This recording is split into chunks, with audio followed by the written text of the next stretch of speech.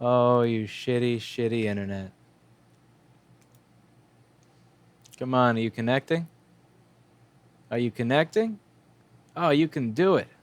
You can do it. Come on, baby. Here we go. It says YouTube is live and Twitch is trying its hardest. Let's see. Is Twitch going? Aha. Twitch is there. Beautiful. All right, so at least you just got to kick the hamster. You know, got it. Not very vegan of me for an analogy.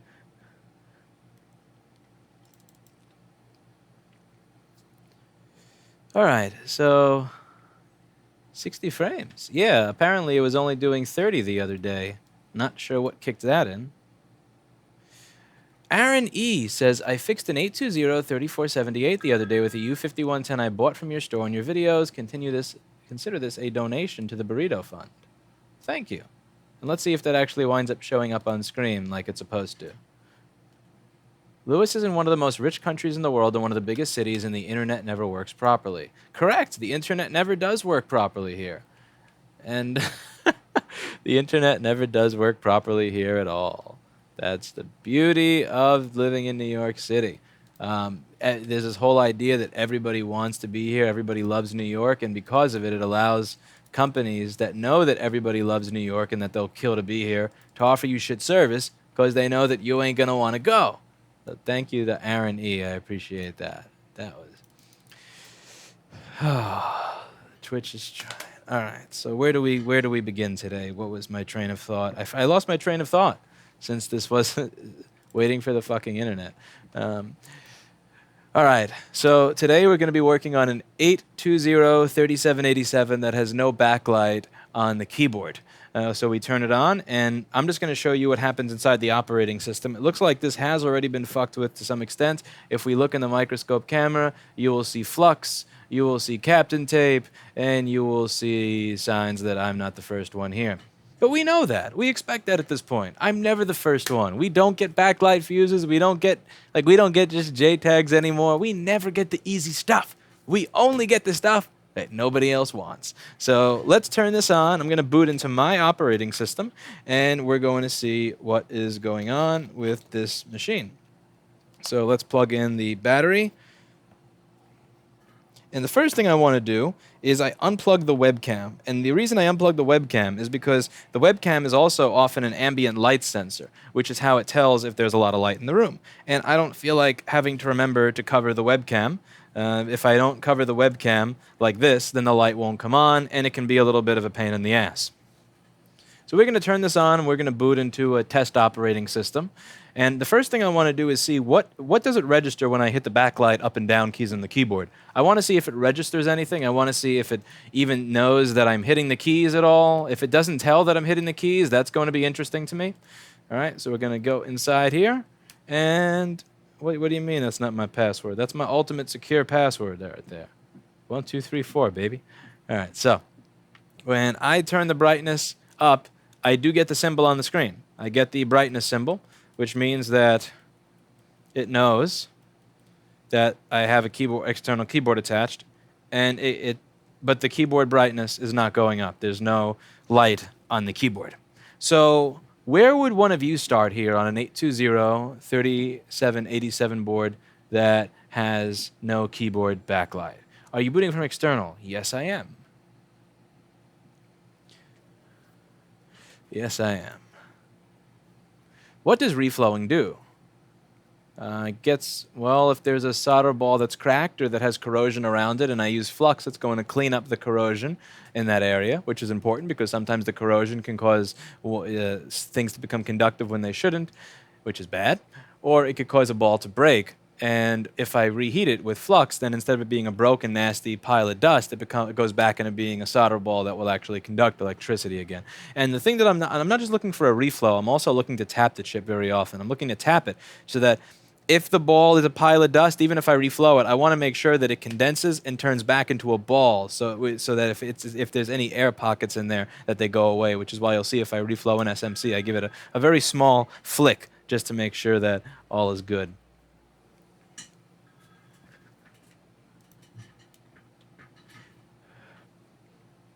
Let's see. Did I miss a comment? Someone says I missed a comment. Can you get a 10 or 12 inch screen and HDMI video splitter to make your own No, I'm not even answering that. No, I'm just gonna be mean there. Here's the reason I'm gonna be mean. And here's one of the reasons I started doing live streams. One of the main reasons I started doing live streams is I would do a video, and every time I do a video, I have to think to myself, what are people going to ask in the comments? Because if I don't answer everything that people are going to ask in the comments in the video, then I'm going to get the same comment over and over again from 10,000 people. And the thing that I like about having this back and forth in real time is if one person asks a question that I didn't answer, I can answer it, and then I don't have to see that question 10,000 more times. So if you look in the video that I believe he's referring to, you're going to notice that about 10,000 people asked that question, and I just kept copying and pasting the answer. But it's been a week now, so I just can't. No, I can't do it. I can't do it. There's only so many times you can answer the same question before you just start to lose your mind. And yeah, that is why I like live video. So, yeah, there are notifications. They only work half of the time, though. Sometimes they keep showing up over and over again, and sometimes they don't show up at all. Check the backlight coil near the driver. Okay, what am I going to check at the... Are you saying check the coil, or are you saying check near the coil? If you're saying check the coil, I'm going to have to give you an internet punch, right in the face. Yeah, but if you're saying check near the coil, that's a good idea. So I'm going to go and check near the coil. I'm also going to see if I missed anything here. No, it doesn't seem like I have. All right, so let's check near the coil, which means minimizing all of the stuff. So checking near the coil, that's a decent idea. No, near it, it gets 5 volts. All right, so let's go on the screen here and see how this works. Now, if you don't know what a DC to DC boost circuit is, I would highly recommend that you check out my videos on how a DC to DC boost circuit works, because that's going to prepare you for what's going on here. So the way a DC to DC boost circuit works, long story short, if you want to turn, let's say, 5 volts, which is this, into 25 volts, what you do is you send 5 volts before a coil. Now, the coil is going to store voltage in it because it's round and coiled and shit. So the way this is going to work is after the coil, we're going to short it to ground. So right after here, we're going to short it to ground. And this is going to be like stopping short in a car. So let's say you're driving at 20 miles an hour and you stop short. For that quick moment, you're going to jolt forward, and you're going to jolt forward more than the 20 miles an hour. So your body is going to move forward faster than 20 miles an hour that you were that you had been jolted, that you were driving prior to the jolt forward. And it's like stopping short. And the same shit holds true for this. It's just like stopping short over and over again. So when we're using a DC to DC boost circuit, we can have 5 volts come through here. After the coil, there's going to be something that switches the ground. So over here on this chip, which is the backlight chip, we have SW trays that switch. 2 is the second switch. The first one is for backlight for the LCD screen. The second one is going to be switched for the keyboard backlight, and that's going to switch it to ground. So it's going to stop short, and for a quick second, we're going to have a spike of, let's say, 25 volts or 30 volts instead of 5, because we shorted it to ground, which causes the coil to put out a bunch of voltage really quickly, the same way that stopping short in a car causes you to jump forward really quickly. Now, it would be pretty uncomfortable if somebody kept stopping short hundreds of thousands of times every second, right? It would probably piss you off. Well, that's what we're going to do to the electrons over and over and over again. We're going to fucking torture those pieces of crap. And the way that that's going to happen, the way that we're going to turn that into a higher voltage is we have a diode over here, the diode, and then we have capacitors. The capacitors are going to store those spikes of 25 volts. So over here, you're going to have spikes of 25 volts that get stored in the capacitors like a battery. We have capacitors going to ground. The DC voltage is going to try to make its way to ground. It's going to really want to go to ground, but not be able to, because the capacitor cannot pass DC, because it has got that insulator material in the middle. So it's going to get slammed onto this plate over here. So you're going to have voltage slammed on the plate of the capacitor, and it's going to be stored there while it's trying to go to ground. The electrons, not only are we torturing them, we're also trusting the fact that they're so stupid that they have no idea that there's no way to get to ground. So they're just going to keep slamming themselves into the plate. So we're going to have all these pulses at 25 volts stored over here. And since we have a diode over here that's only going to allow power to go through one way, it's not going to allow the voltage, the 25 volts we store here, to go back to ground. So we're going to have this switch. Let me just get this full screen a little so that you can see better. So this over here is going to be the backlight chip. This is going to be 5 volts coming into the coil. The coil is going to have a lot of 5 volts stored over here. Then we're going to short to ground on this side, which is going to cause the coil to send these little spikes of 25 volts through. and because we're trying to rip that voltage that's stored in the coil out as quickly as we can, same as stopping short in a car. Now, the spikes of 25 volts are going to be stored by the capacitor, and when this decides that it's going to short to ground again, when this chip decides to short the voltage in front of the coil to ground, it's not going to make the voltage that's inside of the capacitors go away because it cannot go back through the diode. It can only go one way, to the right, not to the left. So, hopefully,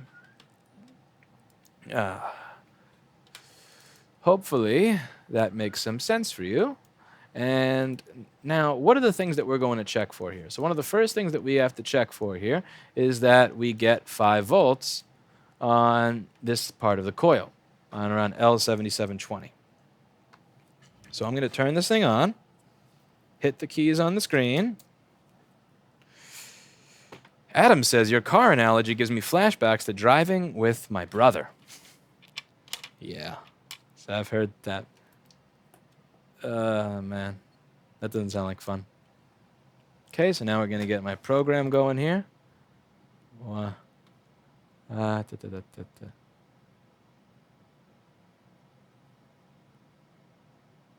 If he hates cameras, then how does the other microscope work when it's such a large forward-looking screen? I never look into the screen, I look into the oculars. So here's what I do to look at the microscope. I do this. If I looked at this, I would not be able to do anything. I have this one video where this setup was out of focus, so either the camera or the oculars could be in focus, but not both because I had a problem with my lens setup. And I tried my best to solder looking at the screen. And it was 60 frames a second, 1080p.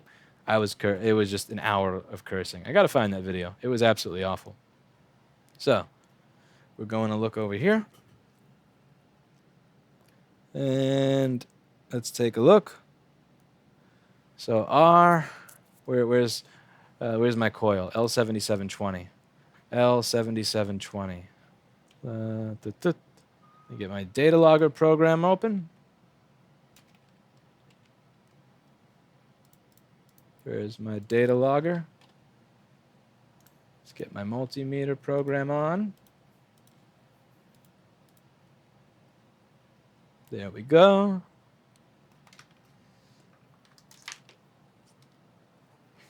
Okay, so L7720. That's going to be this.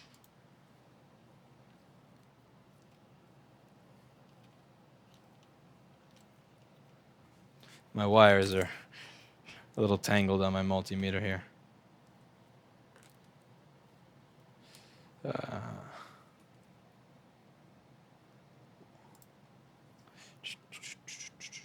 What is flux for? Flux is for soldering. So we get 4.9 volts, but it's kind of going down. You see that? Not sure what's up with that. So we get voltage on the coil, but it's there, and then it's kind of there, but not really there.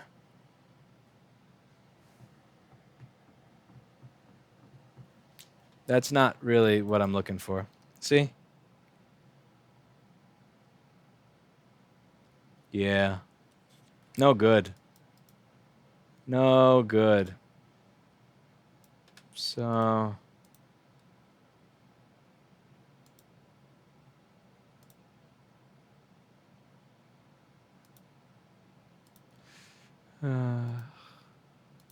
so what do we do next? What do we do next? Leaky cap. Okay, if it could be a leaky cap, what would we get if it was a leaky cap?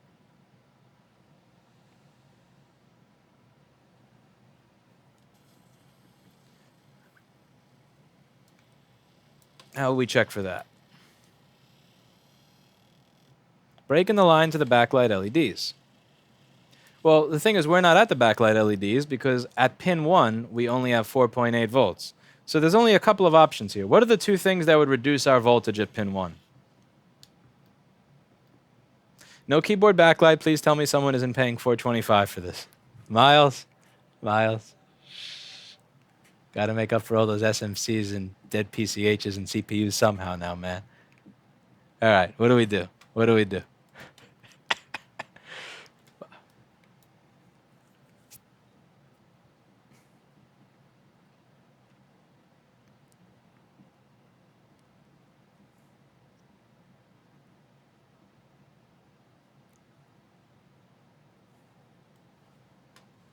R7783. All right, let's check R7783. So that's going to be over here.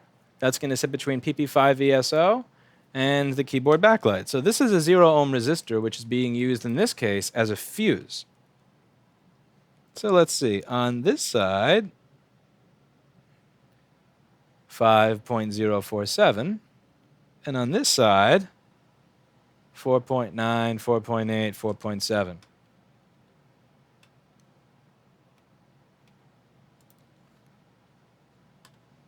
Someone says remove JTAG. No. All right, so let's check. Somebody said check for a short. All right, so we're going to turn the machine off because we don't want to have power applied while we do this. Put the meter in diode mode and check on, let's see, PP5 ESO can't be shorted because it's turning on, obviously.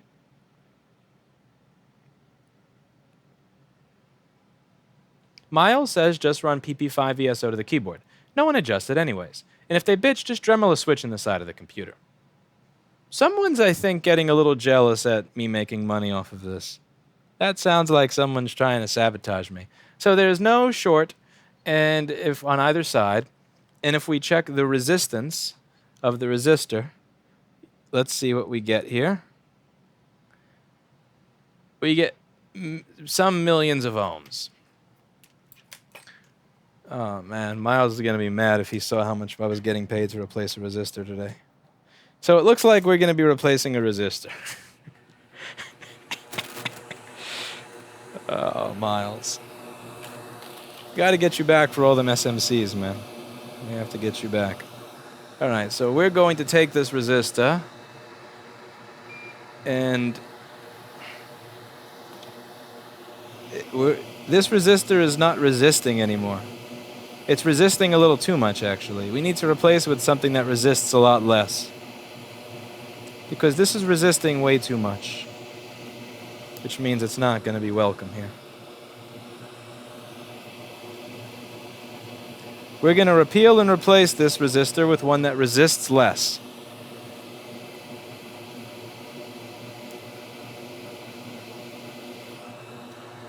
That's what we're going to do.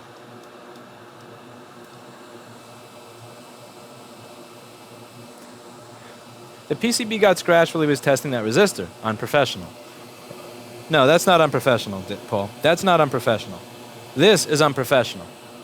This is unprofessional.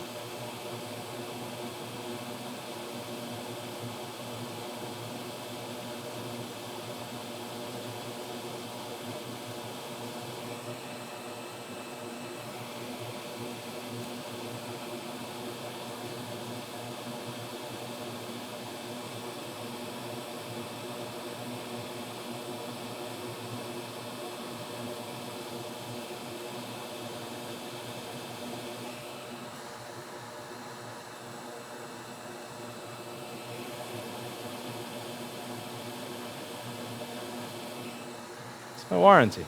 All right, so let's get the resistor replaced.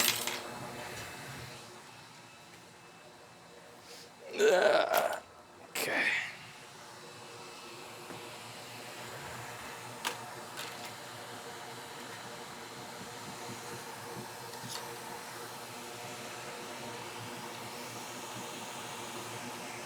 I should start drawing trees on the motherboards. That would be a really interesting warranty sticker. I keep getting these comments on Bob Ross on the YouTube channel, and I think that would be a fun way to make a warranty sticker.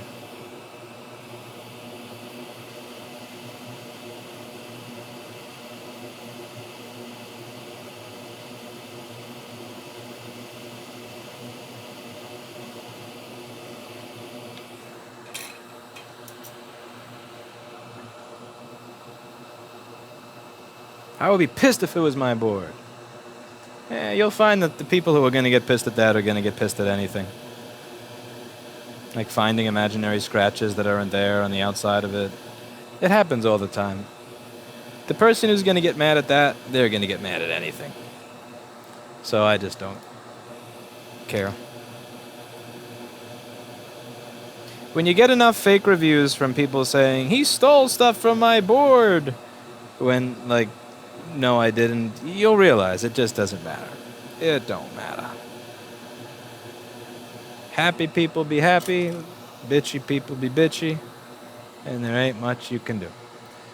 All right, so let's turn this thing on and see if... The first thing I'm going to do is I'm going to turn it on while it's in the microscope so you can see in real time if it goes on fire. The thing is I have to hold down the option key so that it'll boot into my drive, so finding the option key while holding it down is actually going to be a challenge here. So maybe I... all right, let's see. Can I show that under the microscope? Okay, it just chimed and nothing blew up. That's a good sign. Hey, STS, how are you doing? It's an honor to have you here. Have a familiar face.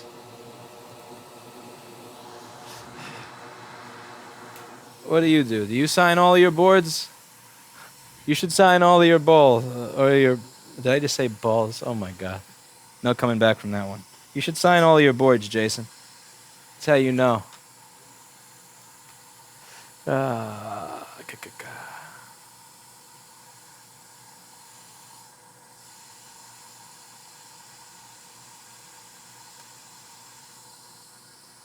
Boot!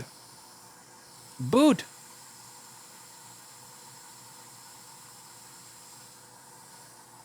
Hey!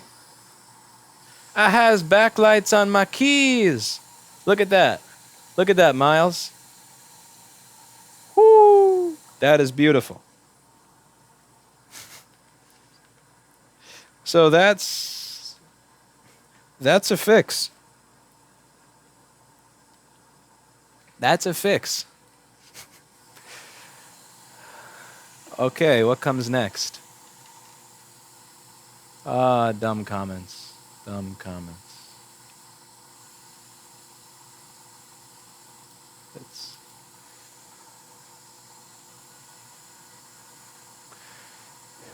Is tutoring done in person or online? It is in person, at least when the employees show up. Hint, hint. And it is... The online is the free videos. So I need to leave a note for this one and put it back. And then we'll get to another board. So let's find some notes.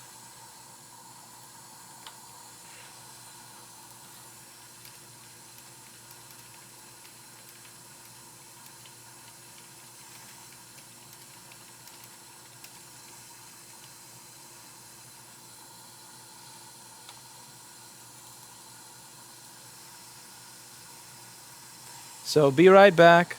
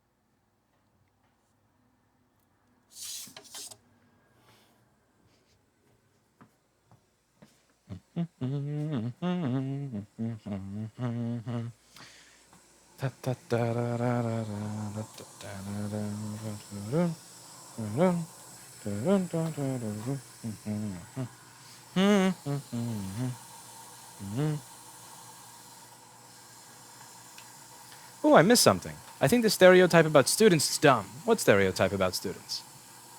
What am I reading?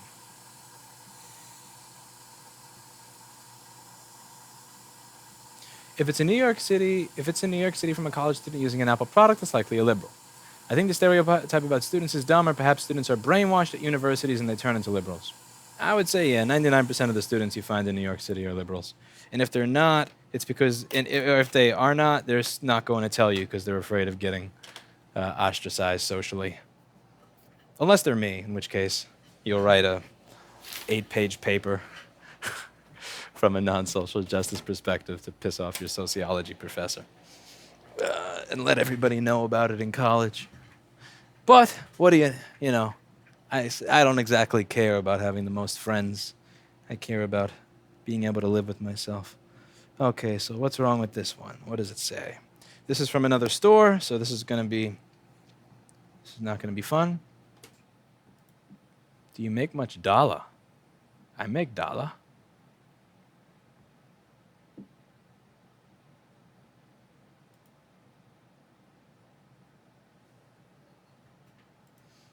What's the motherboard number for Touch Bar? I have no idea. I still think a Switch would be cooler.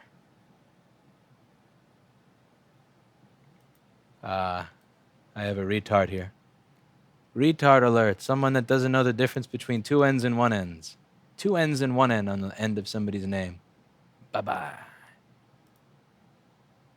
Bye-bye. Alright, next. You are a smooth brain, my... Alright, so this turns on. And it has no keyboard backlight and no screen backlight. And it has parts with Chinese stickers on them. Yay! Yay! No. Oh, boy. Okay. So first thing to do is, does it show anything on an external? Let's see.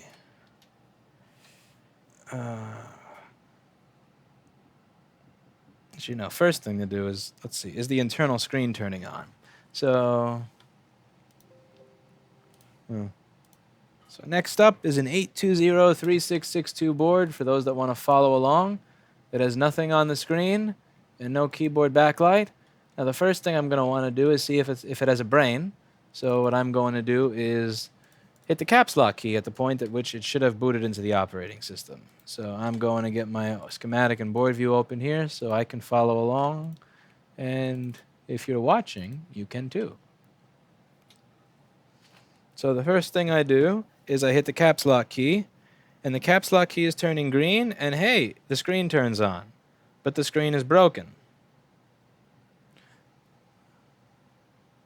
Are you serious? The store brought this here because they don't know how to replace a fucking laptop screen? The fuck? How the hell are you in business? How the fuck do you pay your rent? No, really now. God damn it. How the fuck do you pay your rent? How the... Okay, let's do the keyboard backlight thing. Let's see, is it a resistor? All right, anyway. Okay, let's boot into my operating system so I can see what it thinks of the keyboard backlight. Jesus Christ, man. I mean, I'll take the money. Don't get it twisted. I'll take the money, but how the fuck do you pay your rent? Maybe you don't have to pay rent.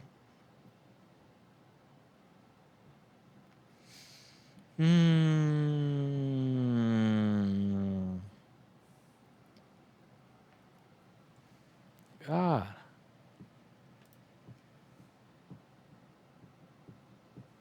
Okay, we cover the webcam. Well, I just grabbed it out of the slot because I saw a no screen. I just figured that meant that the motherboard wasn't outputting it. It just never occurred to me that another store is going to send a screen repair here, because that's what businesses would do. Like they would, because I'm not discounting this for another store. Fuck that. I can't buy these Retina screens anymore. You used to be able to buy these for between like 75 and 90, and now they're going for 200 and up to 300 bucks. Like, I'm not discounting this. Hell no. Every one of those screens that I have left, I need to make the full amount off of. Because once they're gone, I'm not buying them again at the prices they're at now. What is pathetic? Someone's not paying attention. Think they'll ever get back down to 77? No.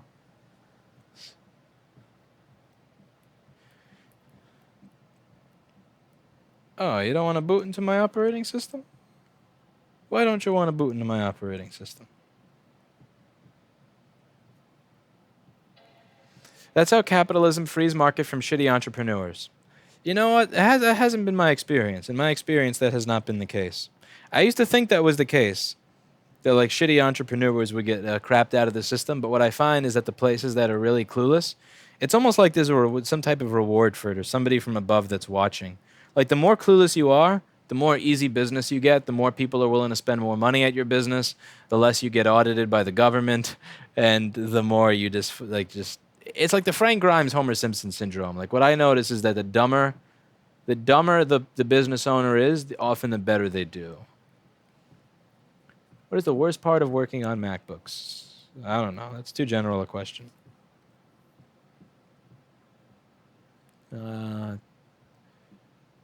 Okay, so we're gonna, and it looks like the keyboard backlight is working, but it's uneven, which has nothing to do with me and everything to do with the fact that they didn't align it when they replaced the keyboard. Next. This is boring. Next. Yawn fest. I'm not aligning a keyboard backlight on stream. Fat here. That's the fuck. People, man. Yeah, align your own goddamn keyboard backlight. Okay, what here is actually interesting? Fun. I know there's going to be something with that too. Like, why don't we get a wholesale? No wholesaling that shit. No wholesaling stuff that's boring, monotonous, with expensive parts no. Replace your own. That's the thing. Like, if you give wholesale pricing on stuff like that, it incentivizes them to send you more and more of it. Hell no. I ain't doing that for $40 in labor while you're charging $300 extra dollars over what I am. Hells to the no. Okay. What would be fun? What here is going to be fun? Here, this looks like fun. This looks like a fun one. Take this one.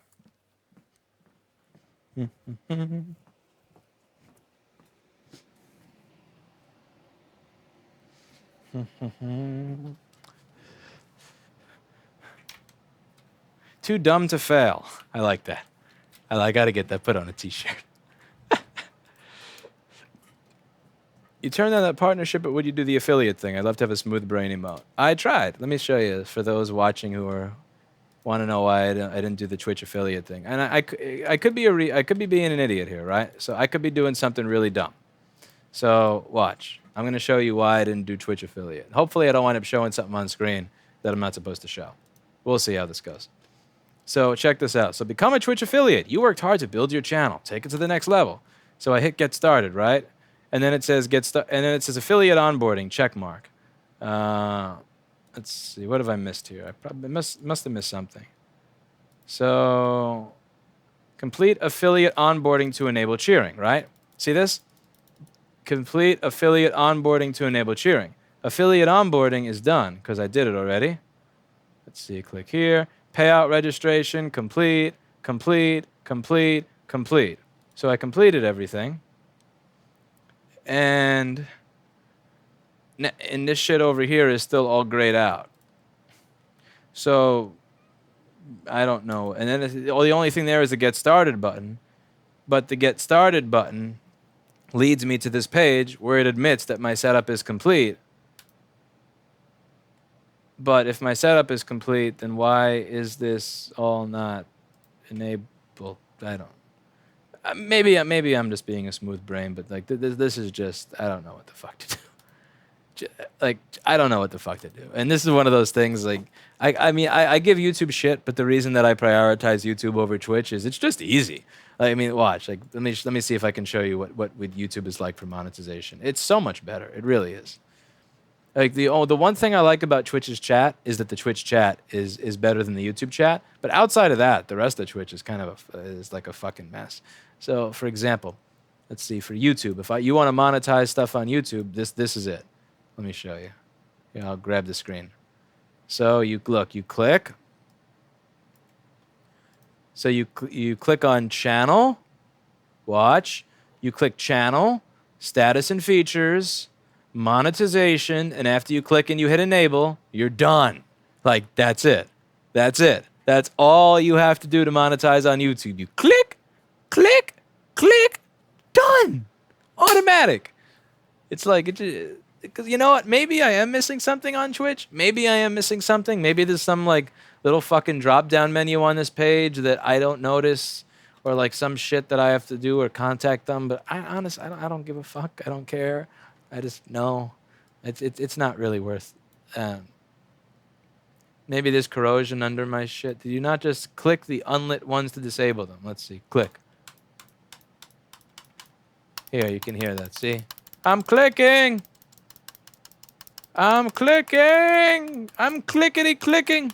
How are you pinning chat windows to stay in front? I'm using this abortion of a program called Always on Top. It kind of works. The only problem is that half of the time you start it up, it actually disables the USB keyboard. So then you have to restart the program until the USB keyboard works. But it's called Always on Top. And once you use that, you can hit Control Space and you can keep a window on top. But yeah, I don't know what the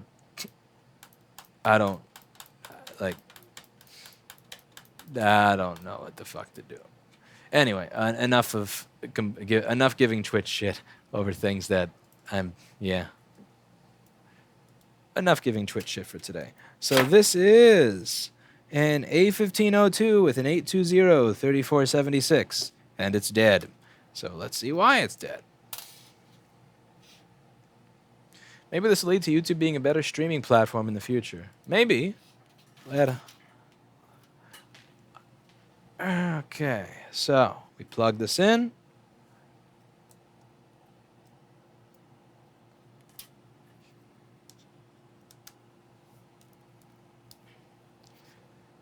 Wouldn't it be funny if it just turned on? No, no such luck. Not just going to turn on. I have to think today. All right, we're going to take the board out. All right, let's get this 3476 board out of the machine, and then we can figure out why it's dead.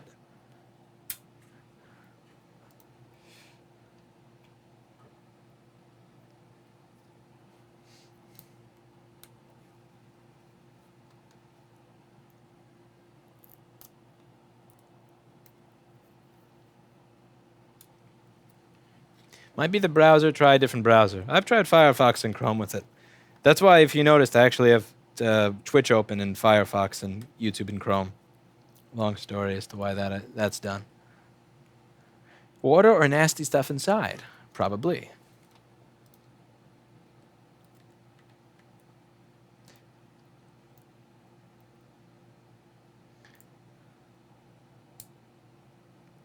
Mm-hmm.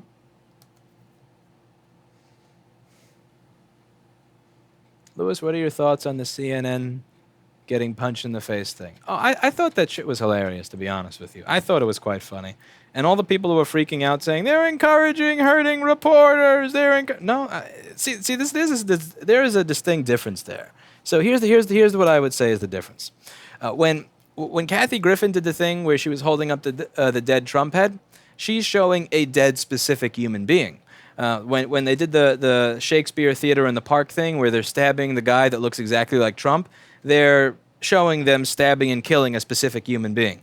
And I'm if you want to do, you know, it's not really the nicest thing in the world, but you know, freedom of speech, fine, whatever. And with Trump beating the crap out of the Vince McMahon with CNN photoshopped over Vince McMahon's face.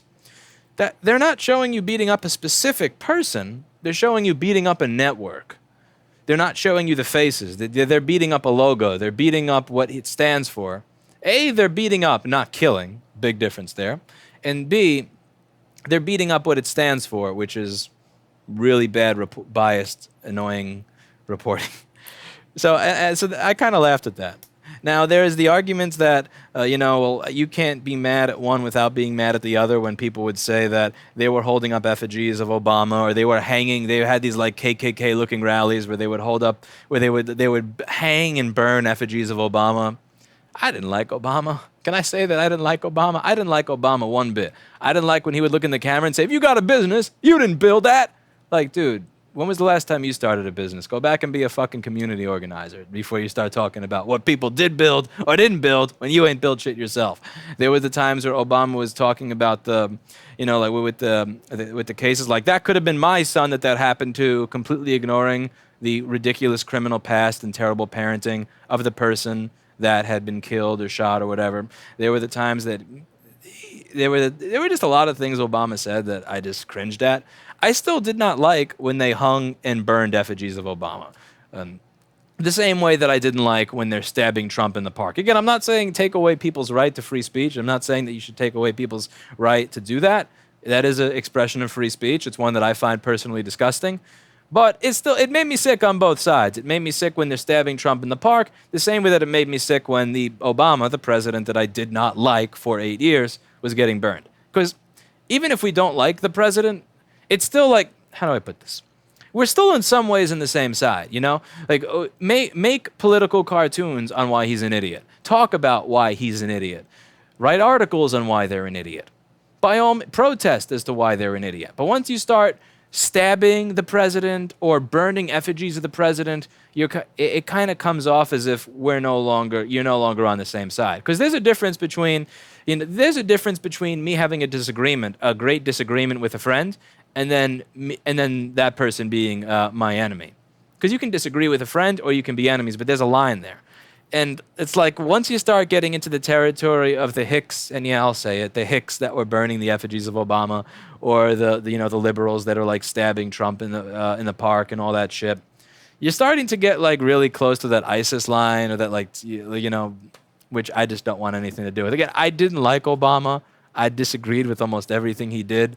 But he was the leader of the country, which I am a proud resident of. So I'm going to disagree with Obama.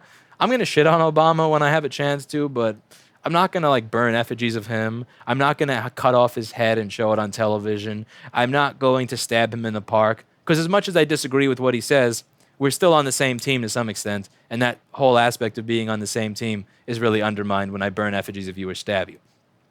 But I would say that the burning effigies of Obama or the cutting off of the Trump's head stuff, I would say that is different. That is clearly different than punching CNN, the network, in the head. Because we're depicting a punch, not a murder. And B, it is a punch of an organization, not a punch of an individual. We're not punching Anderson Cooper. We're not punching Jake Tapeworm. It's almost like it's like a reflex to say tapeworm. We're not punching Jake Tapper. We're punching the organization, which is different. Like if somebody showed themselves punching the Rossman Repair Group logo, I think that's different than if they showed somebody punching Jason. But yeah, you tell me your thoughts. You tell me your thoughts. Let's see. So what did people say to that? Think they'll ever get... Oh, I'm way too far back.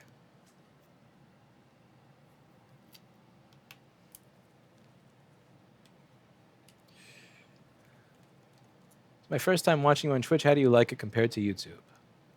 I like the chat. Everything else, pleh.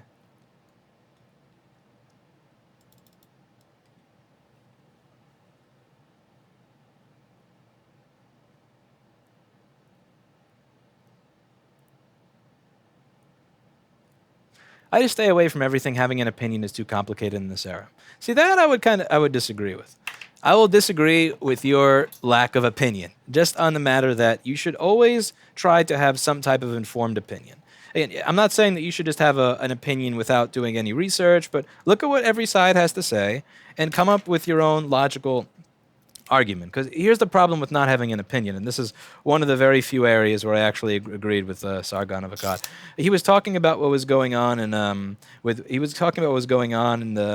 in Eastern Europe, and he was talking about I think it was I'm going to mispronounce his name, Geert Wilders. And a lot of the ideas that Geert Wilders was proposing actually sound like fascism. And the reason I think so many people were going along with it is because all of the sane people weren't speaking about the problems. And since none of the sane people were speaking about the problems, here's what happens when the sane people don't talk. People are willing to listen to whoever is willing to address a problem, even if they're insane. So if there are sane people talking about a problem and insane people addressing a problem, we will typically listen to the sane people. But if nobody addresses the problem at all, then if an insane person comes along and says, here's what I think we should do to solve the problem, people are going to listen to the nut job just because at least they're trying to propose something. So once sane people stop speaking up or stop sharing their beliefs because they're afraid of being ridiculed or shit on or disagreed with, you're fucked. And here's the thing. You're going to give away your opinion sometimes. And sometimes maybe it's just going to be wrong. Maybe it's going to be based on bullshit. But at least then you'll get to learn. You just got to deal with the fact that if you have an opinion and you did your research and you figured out that this is actually this is based on nothing. This is based on false information. You learn. You get better, and you bet, and you just you get a wider worldview based on the truth.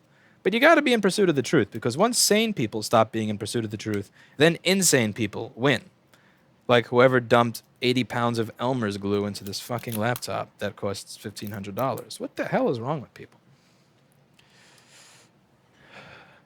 With Leaks producer saying Trump Russia is for views, and now this now CNN has lost 99% of trust. Yeah.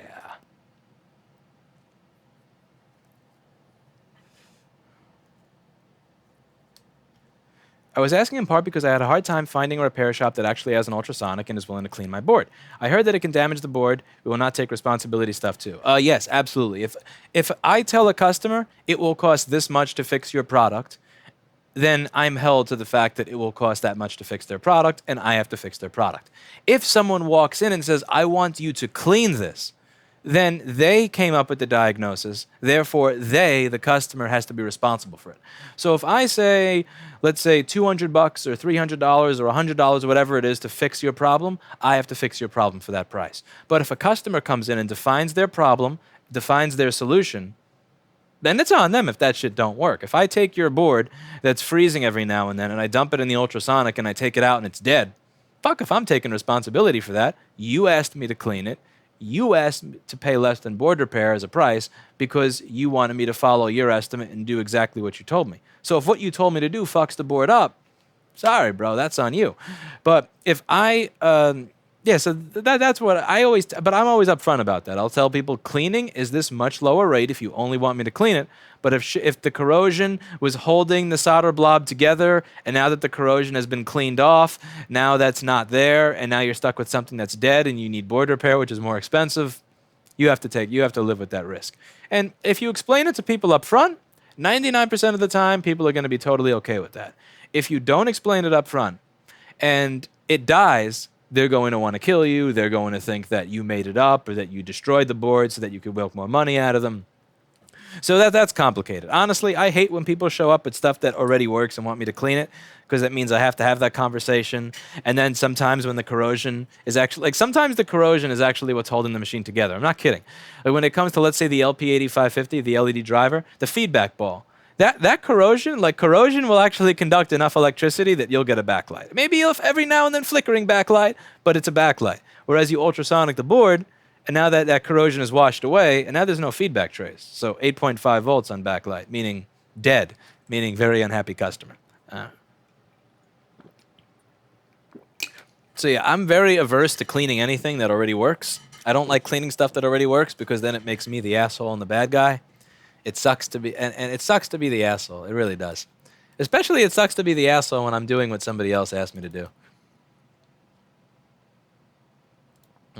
There are too many issues to have a proper opinion on. Yeah, but see that's given up. That's the all or nothing fallacy.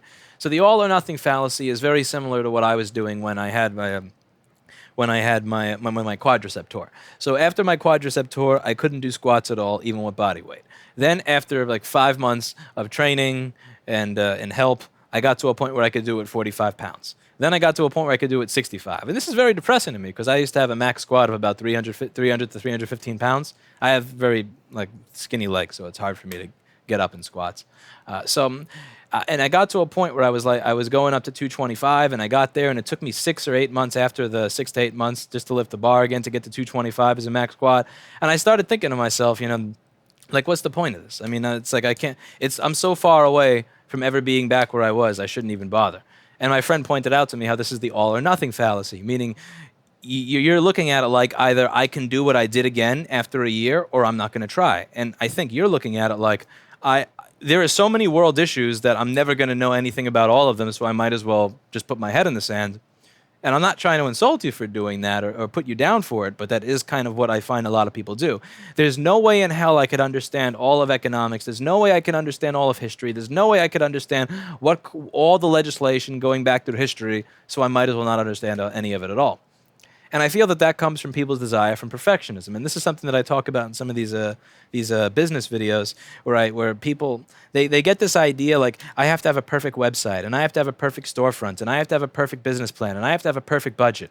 If I waited till I had all that, I still wouldn't be in business. I started this 8 years ago. I still wouldn't have even have started. I still don't have a perfect budget. I still don't have a perfect business plan. I still don't have a perfect website. I still don't have a perfect... You're never going to get there. You're never going to get there. You might as well just start from some point, start learning some shit, and go from there. And that's really... We're not going to get anywhere if everybody just says, there's too many issues, there's too much stuff to know about, but I give up, fuck it, I'm done. You know... Like, that's how we wind up living in a world where people still think shit like deregulation caused the financial crisis, or that the World War II was what got us out of the Depression and shit like that. Because that's what they teach in public school, and that always drove me nuts. So you can't create value within a society by creating bombs that destroy others unless World War II allowed us to go to another country, take all of their money, and that all of their money was at least twice the amount of money that we spent on the military and bombs, it doesn't do anything. But anyway, that's a topic for an entirely other video. One of these days I'll have to do a video on the myth that World War II was the ending of the Depression. I can't get into that in this one, or we will literally be here all fucking night, and I will never fix this. But you have to be willing to put yourself in, at least in some small way, and have some idea of what's going on in the world. Sometimes you're going to be wrong. And sometimes you're going to face off against people that have a lot more experience than you, but it's just going to force you to create better arguments and learn more. And the whole point of arguing is not to hate one another. It really isn't. It's not to hate. It's not to belittle. It's not to destroy. It's to get to the truth. And the closer we get to the truth, the better we all are as a society.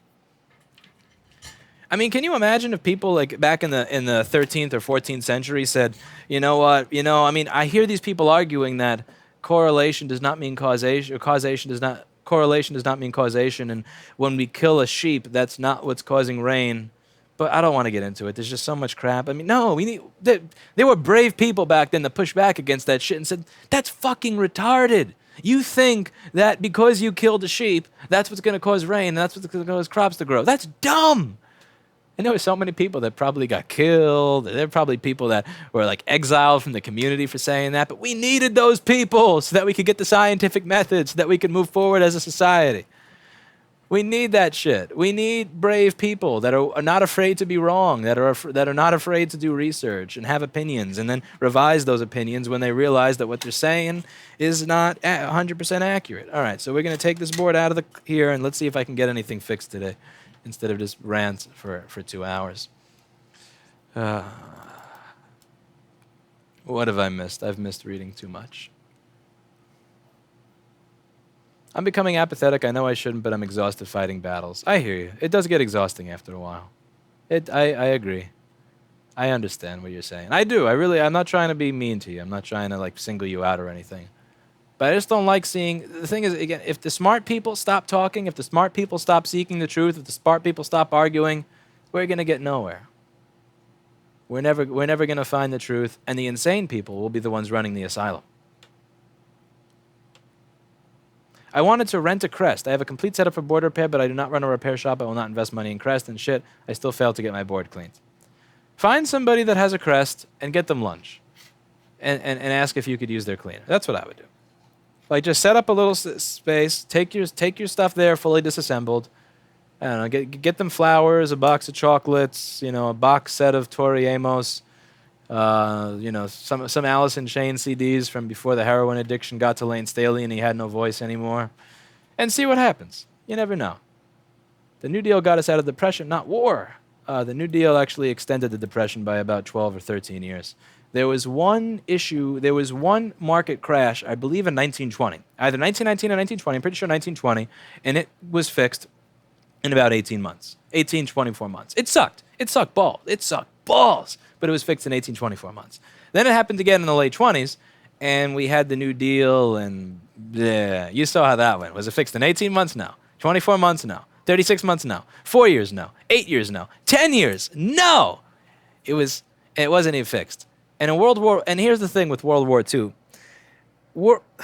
Wars are the results of often really, really bad economies. Because when you have a really bad economy, one of the ways that you can get people to make sacrifices, one of the ways that you get people to stop paying attention to how fucked up the economy is oh, check out over here. We got to bomb these people. We have to band together against this common enemy and bomb them.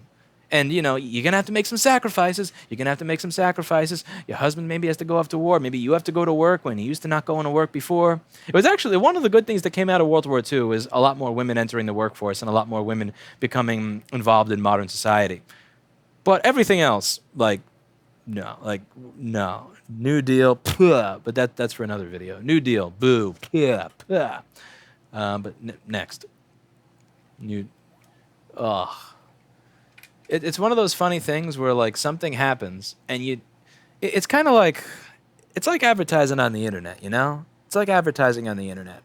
Like you do AdWords and you maybe, let's say you get 10% more business the next month. Like would you have gotten that business anyway? Or would you have gotten, or is that because of the AdWords? Like would they have clicked on your slide if you were number 2 instead of number 1? What about people that saw that? Here's the funny part. Here's the fucked up part with online advertising. What about all the people that think that the first 3 links on Google are automatically a scam just because they're so averse to ads? They hate ads that if they see a name in AdWords, they automatically don't click it. So what if you did 10% better next month? What if you had not used AdWords, you would have done 30% better next month? Like you'll never know unless you go in a time machine back and figure it out.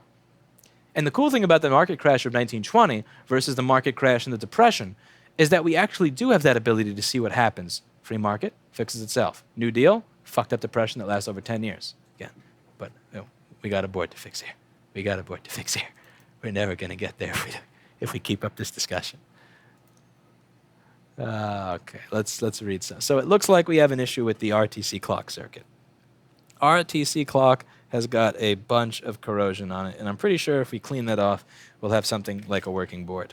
We've also got this over here, which looks like somebody just took a shit right in the center of the board.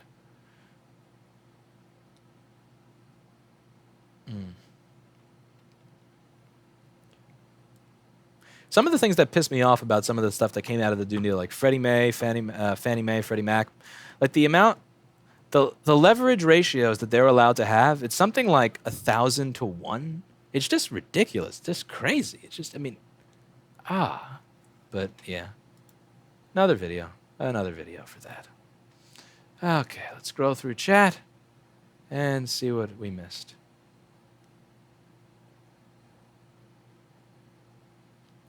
Buffering. That's all YouTube here because I've had no dropped frames for 40 minutes. So that's all on YouTube. All right, we can insult YouTube as well as insulting Twitch at the same time. We don't have to shit on just one platform. I'm all for shitting on both platforms if both platforms are being shitty. Insane people running stuff like SJWs. No, not just them. The social justice warriors are crazy in some sense, and so are the far-right lunatics.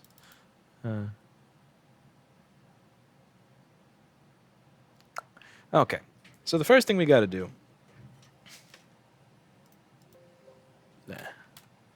First thing we have to do here is clean up this. That's gross. That's no good.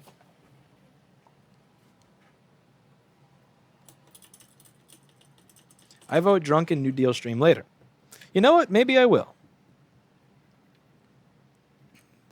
Maybe I will. We'll go over the New Deal. We'll go over crap like the leverage ratios that these insane institutions that hand out mortgages that they don't have money for are allowed. Maybe we will. All right. So let's see. Can this board be fixed with a Q-tip? Can you be fixed with a Q-tip? I don't think I'm going to have that level.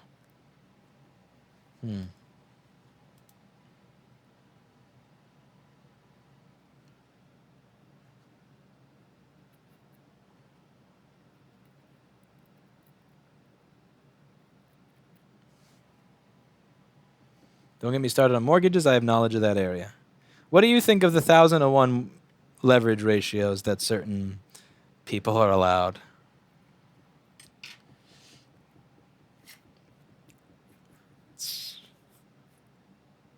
The inmates are running the asylum. Thoughts on the idea that war helps by stimulating the economy? No, that's another falsehood. So there are two ways that you could stimulate the economy, right? Okay, for example, let's say how do I put this? Okay, let's think. I got to think for a minute. Let's say I give you $1. Let's say I give you $50 and you give me a soldering iron, right? Now we have to think about stimulating the economy. There's a one-sided and then there's two-sided approach. So the one-sided approach is when there's a transaction, but after that transaction is done, nothing comes as a result of it. Then there's a two-sided transaction where we have a transaction and each of us do something productive with what we are given. So if I give you $100 and you give me a soldering iron, you're going to use that $100 to do something. You're going to buy stuff, you're going to be productive with it. And if you give me the soldering iron, then I'm going to use the soldering iron to make things work again within my society. So I'm going to take stuff that was dead and make it work again. I'm going to design, maybe I'm using it to design new tools. I'm using it to design new types of, new prototypes or new cool shit. Maybe I'm going to make, I'm going to make a flying car with it. Who the fuck knows? But I'm going to contribute back to society. So each member of the transaction is going to contribute something back to society, right? That's a two-sided transaction, and that's what happens almost every time you go to a store and buy something and you use what you bought for something good. Now, with war, that's a one-sided transaction. So the government is going to give money to somebody, and then the government's going to get a bomb. So the government is giving money to, let's say, Lockheed Martin or Boeing or whoever the fuck else, and they're going to get a plane that they use to drop a bomb. So Lockheed Martin or Boeing gets money. That's one side of the transaction. But what's the government going to do with what they received? They're going to take that bomb and drop it on another country. How does dropping a bomb on another country benefit us? It doesn't. So that's a one-sided transaction, meaning only one of the people involved in the transaction is going to use what they got to make the country better, to move us forward. Whereas the other side of the transaction is completely wasting the shit away. And when you drop a bomb on another country, it doesn't do shit for us. So it's a myth that the economy is going to be made so much better by war. It doesn't. It's like if I destroyed the Williamsburg Bridge. Let's say I bombed the Williamsburg Bridge and I destroyed it. And then we had to pay people to recreate it. Yeah, construction companies are going to see a boom. You're going to see some construction companies are going to be quite happy that for a short period of time, there's going to be a boom to recreate a destroyed bridge. But we could have used that money to build something else. We could have used that money to build a tourist attraction. We could have used that money to invest in figuring out how flying cars work. We could have used that for something to benefit our society. But we didn't, because we used it to rebuild the bridge. War is the same way. We're not creating new stuff. We're just destroying shit. Only one side of the transaction sees a benefit. And that's the part that nobody teaches you when in school they're talking about how, because we all get taught the same bullshit in public school, like war doesn't fix the fucking economy, it makes it worse. But the thing is that you move it down the road, because you print a bunch of money right now so that it doesn't seem like we're losing out. So before you go into war, typically you print out a bunch of money, which is going to cause inflation later. But right now, all these companies are seeing a boost. Right now, more jobs are being created. Right now, people who create engines, people who create aircraft carriers, people who create bombs, or people who even just create the switches that go on the submarine that say, like bomb. Whatever the hell it is. You get my point. People who make all that shit, they're going to make more money right now. There's going to be that small initial boom. But however large that boom is, there's going to be how do I put this? What's the opposite of a boom? I need to get lunch. I'm losing my head here. For that economic boom, there's going to be twice as much there's going to be a crack. There's going to be a pushback. So it's like a pendulum, except it's going to swing back twice as hard as it swung forward. So if you saw this much economic growth, or you're going to see this much of an economic crunch. Crunch, that's the word. It's crunch, not boom. So for however large the economic boom was during the war, there's going to be twice as hard or twice as large an economic crunch in the form of inflation and in the form of a fucked up economy from the fact that you took your seed crop and you spent it on bombs. If you take your seed crop and you spend it on engineering, you spend it on education, you spend it on, and I buy a soldering iron and I spend $100 on it, I give that person $100, they use that to improve the world, I get a soldering iron, I use it to improve the world. But if I spend that $100 on a bomb, he gets $100, he makes the world better, what do I do with what I got? I destroy the world. That's a one-sided transaction. There's always going to be a crunch after a war. And the issue is that we have been funding wars through printing money, so you don't notice it until down the road. So since the Federal Reserve became a thing around 1909 or 1913, we've been able to go to war for longer and longer time periods without noticing the effects until later and later, because we counterfeit. That's the important word here. We got to use the right word. We counterfeit a bunch of money right now. And after counterfeiting a bunch of money right now, that money then gets used to fund all this shit. So everybody's like, oh, wow, I'm getting paid for stuff I wasn't getting paid for before. Oh, wow, I'm getting contracts I wasn't getting before. It seems great. Until 10 years down the road when, oh, wait, what? I used to buy a Gatorade in this vending machine for $1, and now it's saying $2.50. What? Yeah, motherfucker, your dollar ain't worth what it was 10 years ago. Now deal with it. They don't teach that in public school now, do they? All right, so back to this. Let's see if this will turn on now that we've cleaned the RTC chip. We get a fan spin? Fan spin? Show me a fan spin. Hello, fan. Hello, fan. Spin, fan, spin. It looks like we don't get a spin. So it looks like we are going to have to use our brain a little bit, and I've been expiring my brain here for far too long. Okay, so let's get the multimeter on the screen. Let's get the multimeter here. I don't want to make Chris Long mad, since I know Chris is watching, and his multimeter, he hasn't been able to get his thing to work on screen. I'm sure the mistake he's making is something similar to what I did. Like I made the dumbest mistake of them all. Which is I wasn't even putting it in serial mode. But I'm sure, hopefully he figures out what it is, because I want to see Chris Long have these types of cool streams. So let's see. Firstly, vCore. No vCore. PP5VSO. Let's see if we have PP5VSO. 0.021 volts. Unless you take their oil, which is what you do. Well, that's the thing. I don't believe we've taken enough oil to make up for what was spent in war. Counterfeiting equals devaluing your currency. I got lucky with my history teacher. I actually learned that shit. Oh, I know you were not from a New York public school. That's not a New York City public school.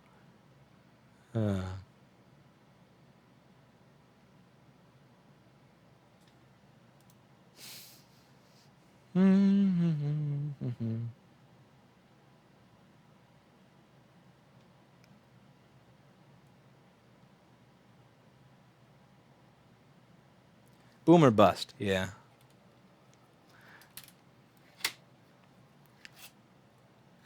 I like Crunch. Reminds me of Cinnamon Toast Crunch, which is a cereal that I haven't had for many years that I really enjoy. I know, I shouldn't enjoy that. It's a fucking garbage cereal, but it tastes so good. Cinnamon Toast Crunch, almond milk. Oh, that's... Okay, so it seems like we're getting 0.3 volts out of this chip over here. And let's see what that is. So let's go on to this board view over here, and let's open the board view for the model board that I have up here. Wouldn't that be smart? So this is where my corrosion was that I cleaned. And on C1910, that's PPV RTC G3 hot. Now, if I look for C1910 over here, you'll see that that is a capacitor right by PPV RTC G3 hot for Southbridge RTC power. Obviously, there's no such thing as a Southbridge anymore. We have a PCH, which is a platform controller hub, which is a combination of the Northbridge and the Southbridge in one, which is also in here integrated into the CPU. So the Southbridge, Northbridge, and PCH are all one chip.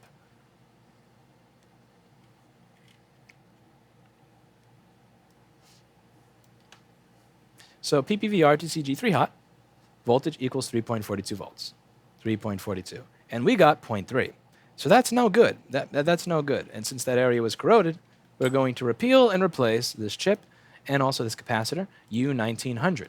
Now, if you ever wanted to find that chip for yourself, because hey, I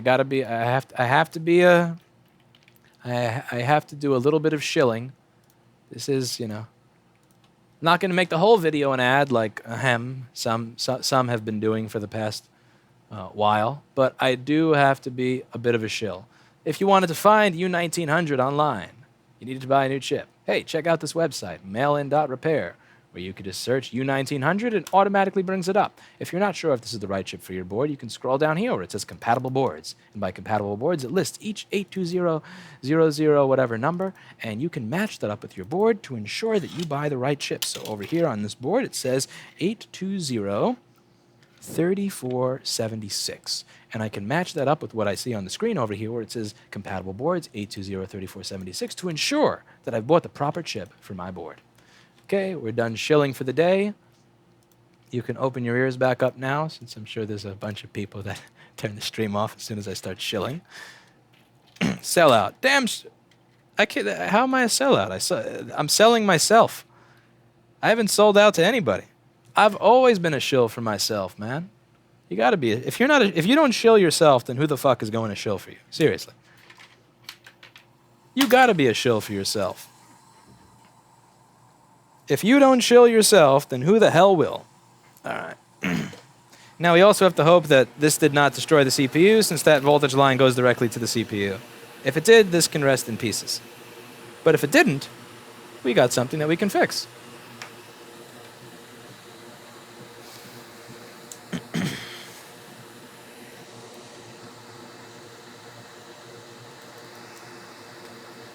The military-industrial complex is in control of U.S. foreign policy.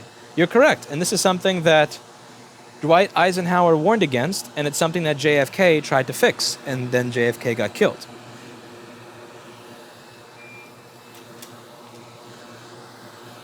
It's also something that Ron Paul has talked about at length, and it's one of the reasons why his candidacy and why the nomination was stolen from him in 2012 and given to the puppet Mitt Romney.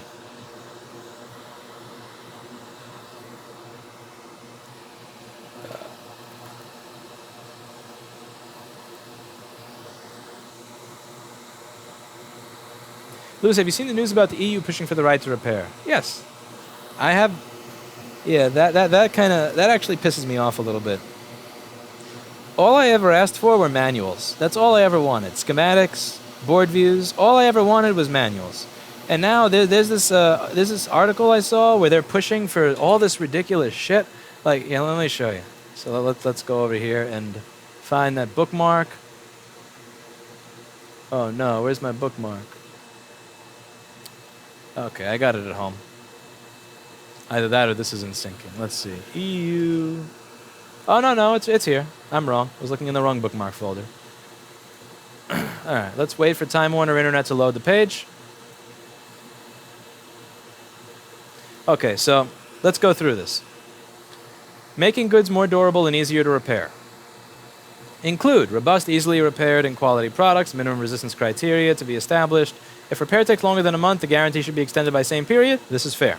Member states should give incentives to the production of durable and repairable products. This is fair. Essential components such as batteries or LEDs should not be fixed in the products unless for safety reasons. Half and half there. Spare parts, which are indispensable for the proper and safe function of the good, should be made available at a price commensurate with the nature and lifetime of the product. I'm for that. An EU-wide definition of planned obsolescence and a system that could test and detect built-in obsolescence should be introduced, as well as appropriate dissuasive measures for producers. What the fuck drugs are you on that you think that a government should be allowed to say how a product, like, what kind of test is government going to create for this? Seriously? Are you out of your fucking minds?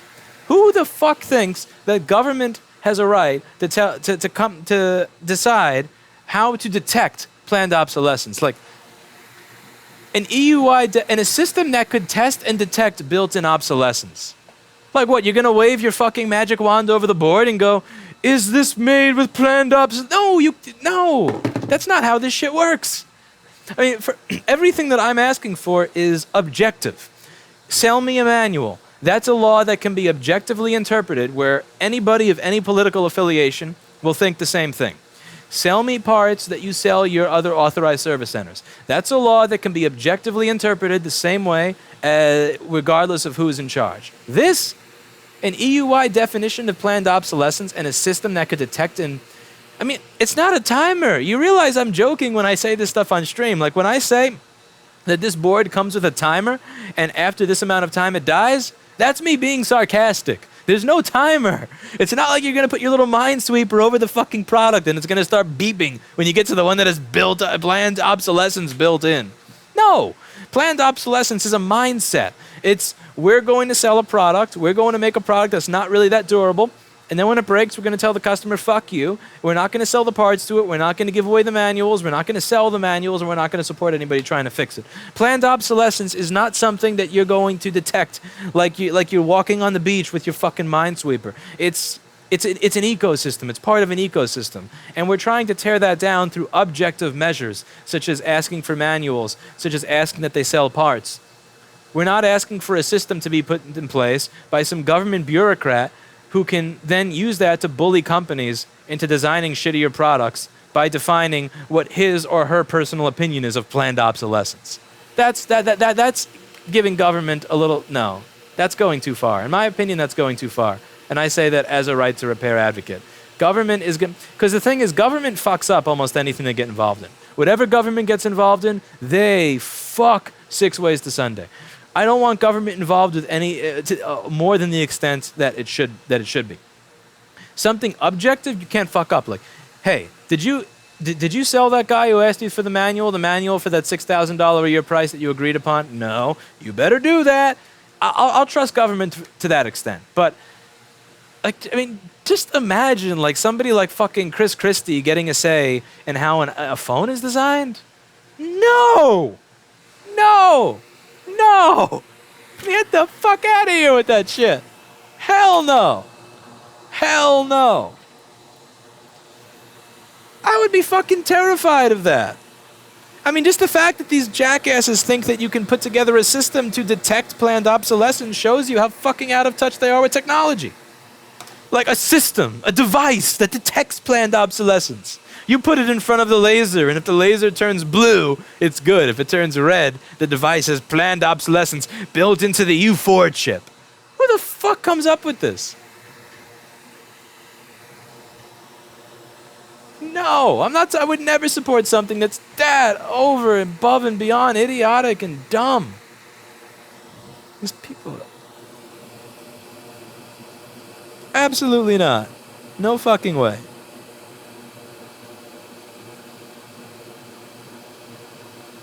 It's the same thing with the Paris Climate Accord. There's like a lot of stuff in the Paris Climate Accord. I'm like, okay, this makes sense. Okay, this makes sense. Okay, this makes sense. Wait, Green Fund? $100 billion a year to other countries? Hey. I agreed with you for a while there, but back this truck up. $100 billion a year that we give to what? Fuck you. And it's the same thing here. It's like, I agree with a lot of it. I agree with the spirit of much of what is being discussed. But having government decide whether a device has been designed with planned obsolescence, fuck you! Seriously. Because here's all that we have to do to fuck that up. Because here's the thing with government. The way government works is that assholes get elected by promising people shit that they shouldn't. And then once they have power, they have the power to fuck up the world by giving their constituents the shit that they should never have been entitled to begin with, so that they can stay in power, and it just continues to fuck up the world. Imagine if somebody actually says, vote me in, and we'll make sure that SSDs are created that last for 10 years. And you're like for example, you have a certain amount of write cycles that you get on an SSD before they just die, right? What if somebody says that we're going to edit the definition of this to say that you need to have 800 million tetrabytes of write cycles on an SSD before it dies? I mean, again, you think it's dumb. You think that that's never going to happen. But you always have to assume that when you create a law, that it has to stand up to the dumbest possible person getting into government and misinterpreting it. And I see this being misinterpreted in so many ways, willfully, by douchebag bureaucrats that want to get in power or stay in power by promising stupid shit that they cannot follow through on without fucking up the world. And I just, no. Silly Beboy says the EU is full of shit. They just say things that sound good to the sheeple, but at the same time, they enslave us more and more. Yeah, that's just fucked. I can't imagine this being passed in a sane society. Have you heard of the new law on hate in Germany that forces social networks to remove hate speech within 24 hours or they're going to get fined $50 million? Oh, I hope every social network pulls right out of Germany. I hope all those social networks pull out of Germany. Because here's the thing. One person's hate speech is another person's normal speech. Like, for all you know, if you're pro-EU, you could call what I'm saying right. You could probably find a way to misinterpret what I'm saying right now as hate speech. Like, oh, he's criticizing us for stupid policy. Hate speech. Remove it or you get fined. You know? One guy's hate speech is another person's... Yeah. Sounds like a bunch of bullshit to me. That's what it sounds like. Sounds like a way to bully people. Sounds like a really great way to bully people who have opinions that are different than yours. Hate speech, you know, banning hate speech was fine. Or saying that hate speech, when it was actual, like, when hate speech was a direct call, me directly calling for violence against another human being. But no, hate speech has now been fucking watered down to mean anything that I disagree with. And no. I hope all those social networks pull out of Germany. Ain't worth it. Is the profit they're making really worth all the shit that they're going to have to deal with? I don't think so.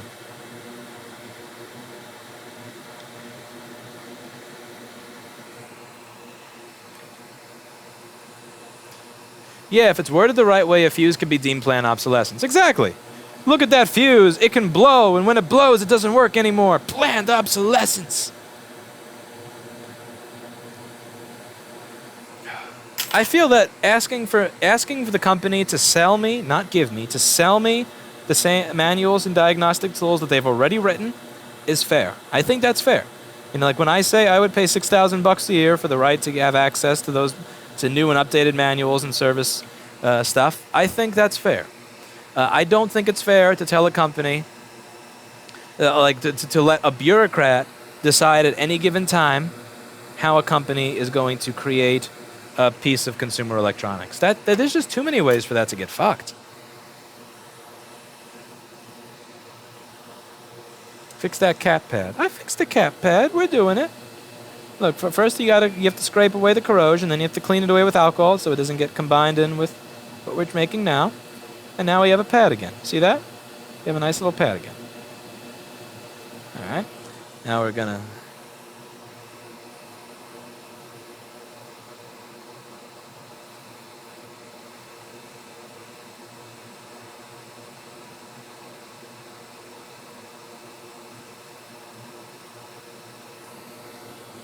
Surely you establish planned obsolescence based upon the amount of devices that fail from similar faults within a short period of time. You can look at one device and decide.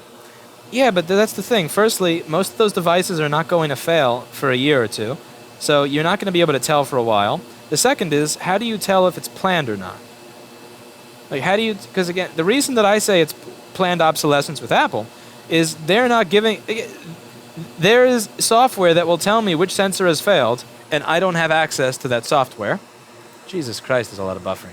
Yeah. Can I lower the stream bit rate? I'm going to lower the stream bit rate. It's going to look terrible, but I have to because... there we go. All right. So that probably looks like shit now, but not much I can do. Anyway, so the reason I say planned obsolescence with Apple is because the manuals are not released, and there is software that will tell me which sensor has failed, and the only people who get access to that software are people who will not fix the sensor, which I think is insane. But if they're giving out the manuals and they're giving out the software, then when that sensor fails, it's no longer really a planned obsolescence thing. It's just, oh crap, that sensor failed. You know? I mean, a lot of what makes it planned obsolescence to me is the context of how the company deals with the failures. Like, it's not that the design itself was the worst thing in the world. I'm not going to say it's good either, but let's face it, the liquid proofing in this stuff is shit. It's not the greatest design, but what truly makes it planned is the fact that there's no support. And so once they actually do add support, then I'm not going to start criticizing them. I shouldn't say. I'm not going to criticize them as much.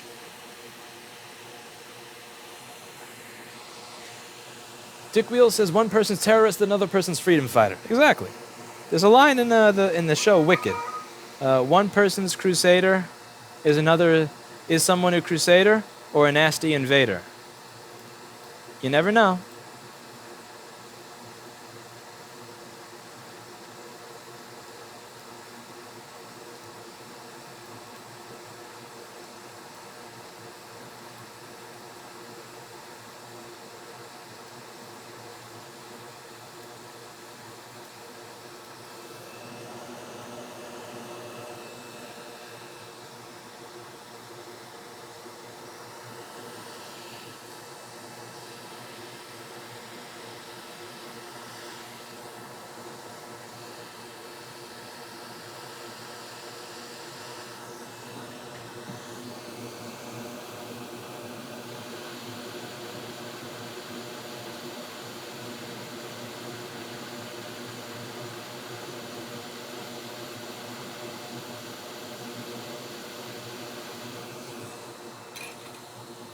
History is written by the victors. Exactly. The people that win get to say that what they did was great.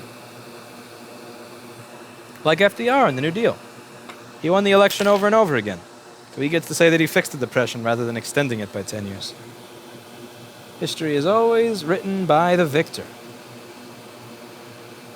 And they write themselves in the best way possible. They always give themselves good reviews.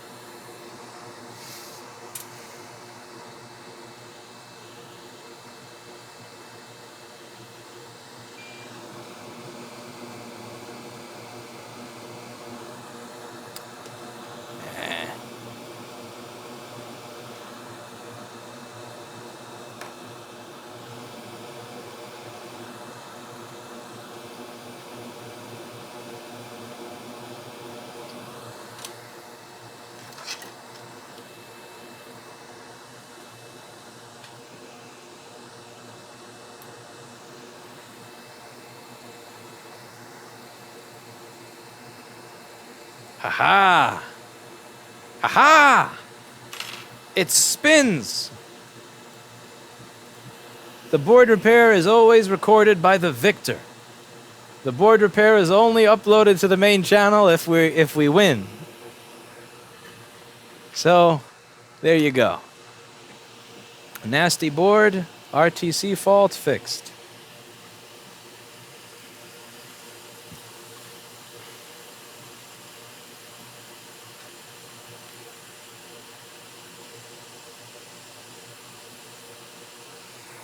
Government should stay out of this stuff. They should give us information and we'll fix it. I completely agree with you. 110% with you. Like, again, the most extent that government should have control over this is saying, hey, company, you'd better be selling these people manuals if they say they'll pay for it. Yeah, we're doing it. Okay, that's it.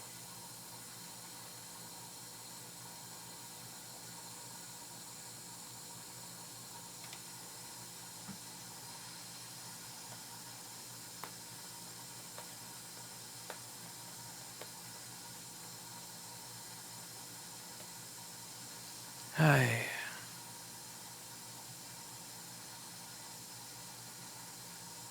I think we fixed a good amount of stuff today. Gotta save some stuff for the students tomorrow.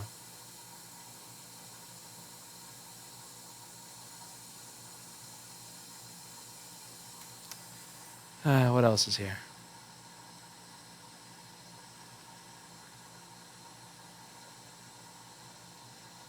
More shameless self-promotion. Damn straight.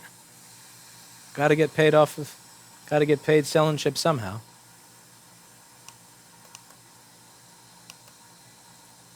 I'm a big commercial. This is all a commercial.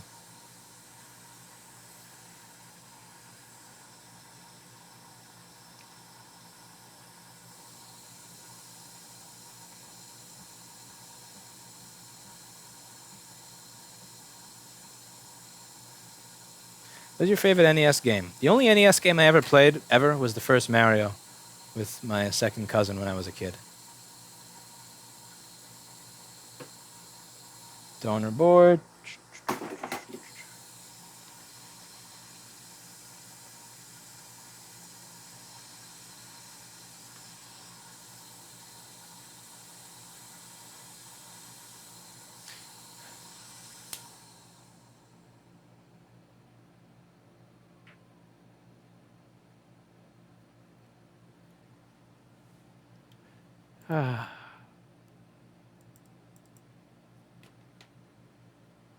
We did it, Dora. Dora? It's Dora. What's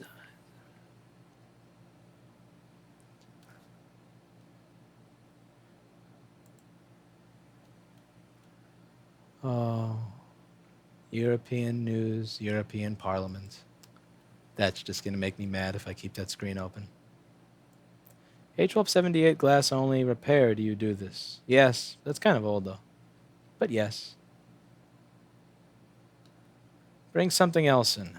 I got to save everything for tomorrow. Have to have some material to work with. All right, it seems like it's time to get out of here. It's time to get out of here. Liking this new wireless headset. Nobody has said that there's static yet. There has been a lot of bursts of random static with the old headset that I was using, which was with the old this thing. You could see that there. It's seen better days. So I'm glad this is working. So that's it for today. And as always, I hope that you learned something. Where's my ESD strap? It's a wireless ESD strap. See, you can see it. Let's see if I zoom out. Can you see it? Can you see? Do you see my wireless ESD strap? What is? Oh, yeah, that's the head of the ultrasonic cleaner. Look at my. Let's see if you can spot the ESD strap. What is? It's right here. It's right here. Okay, time to get out of here. Time to get out of here. Glad the audio worked for the entire time. Thanks for watching as always, and we'll be back hopefully tomorrow with some more live stuff to go over.